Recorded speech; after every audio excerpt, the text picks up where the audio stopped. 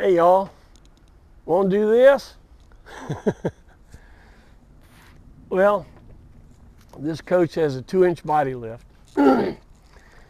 has dish tires. You can put bigger rims on it.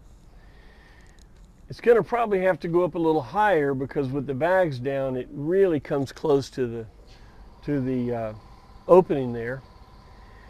But I mean, people want this, you know. It kind of breaks all the rules of the aerodynamics of it and everything. But I mean, you know, we're into big trucks. What's aerodynamics, you know? These bodies were not really designed to go off-road. It's a loose body, it's a loose frame, okay? But you can do this, all right? Now this one was done with a 2-inch body lift just like you do with a truck, okay? And it looks good and all this stuff. But if you're gonna really do this, if you really wanna do this and wanna do it right, remember back in high school, you had your first car and you wanted to be really badass, you know. I had a 65 Chevy Bel Air. Wasn't a whole lot of white badass, you know, little tiny tires on it. So I switched two of the spark plug wires to make it sound good. It almost sounded pretty good, you know. All my other guys, you know, they big motors and all that. So I could kind of be there. At least they wouldn't kick me out, you know. So this is lifted.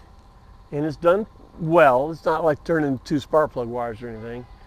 But let me show you, if you really want to do it, let me show you how GM, let me show you how GM did it. Come on with me. How about this baby? This was also a trans mode. It was a Hertz handicap shuttle bus in the Opelika Airport. You can see the marquee at the top where they cut this out. They cut out the valance completely. It had batteries up here and all kinds of stuff. Okay. This motorhome ended up being the world's shortest. This is a 10-foot long motorhome. Yeah, come on, let me show you. Not that way. You're going to get a long view of it. There's a panel here. Here's the front. Here's the back. And it's put together. Huh? How about that? Come on to the back. Go over here to the back, Scarlett. Now this is put on a 37-foot P30 Chevrolet chassis.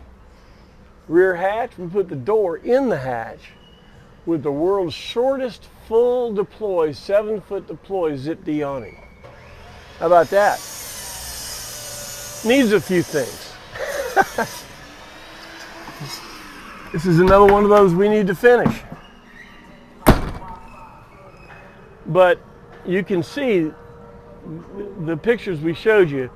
It was lifted 4 inches because the handicap lift that was put in here needed another 4 inches to do its mechanism. So they lifted the entire body 4 inches to necessitate for the handicap part. And they, as you can see here, they built an aluminum 4-inch I-beam superstructure under there.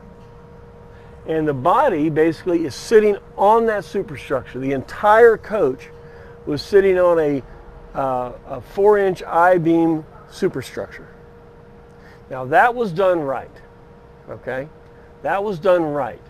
It wasn't just held at different places. It actually had a complete second frame put in it, okay? So if you're gonna really do this and you're gonna go off-road, you need to hold the weight at the body rails all the way in the side. You need to have structure all the way out there to hold the weight when you're bouncing around. And if you're going to lift it, you build a frame underneath and put your motorhome on top of it. Okay? So if you're going to do it, dadgum do it. That's the way GM saw it. Come on back inside before we fry. Boy, it's hot out there, isn't it? Whew. Well, in Florida. Summer solstice was last week, so blast furnace doors, like I said, are way open. So you like to have a manly looking motorhome. I'm going to jack it up. That's cool. A lot of people have done it. I showed you, you can do it a cheap way, or if you really want to go at it, you want to build a real machine, you can do it another way. Of course, you can always just get a 6x military vehicle and put it on top of it. Actually, once we took a LF-72 airport shuttle bus chassis with Duramax turbo diesel and put a motorhome on top of it. It was really exciting. It's very expensive too. So this week we showed you about rear hatch. Very unique thing about the coach is this rear hatch assembly, and we can utilize that. Another thing about this coach is that we have this body is sitting on a flat platform. Very important.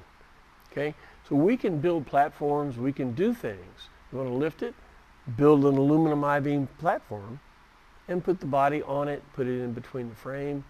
Then you'd have a really, really strong structure that maybe could go off-road and not damage things and stuff like that.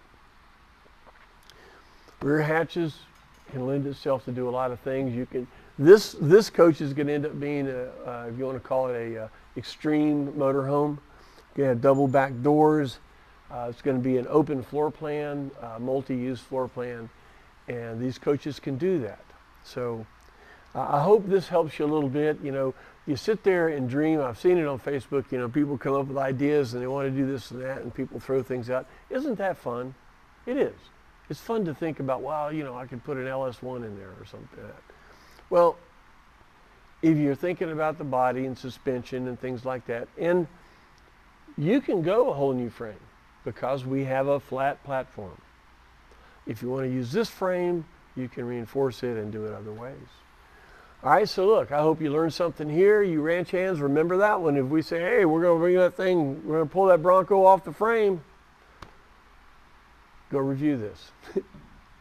All right, guys, thanks for your support. If you like more of this, please join us, help us so we can help you. All right, guys, see you next time.